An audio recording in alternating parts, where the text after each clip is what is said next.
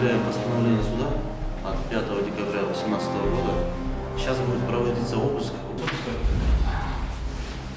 Начало следственного действия 10:50.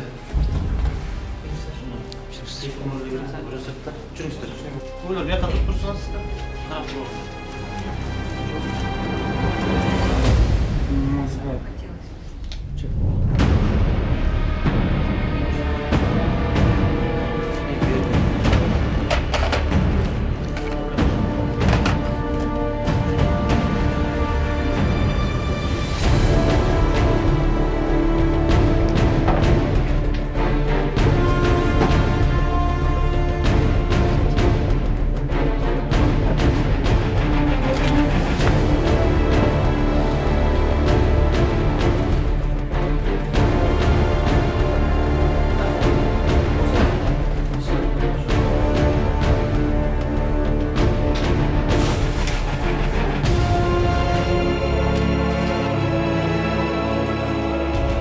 уважаемые понятые,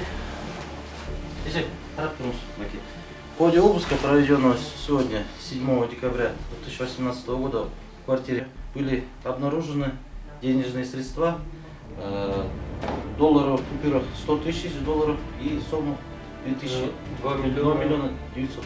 Да? Да. 2 миллиона 900 тысяч.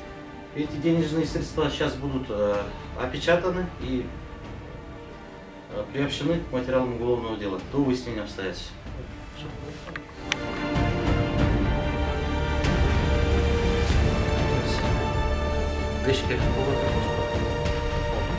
Обыск в квартире окончен.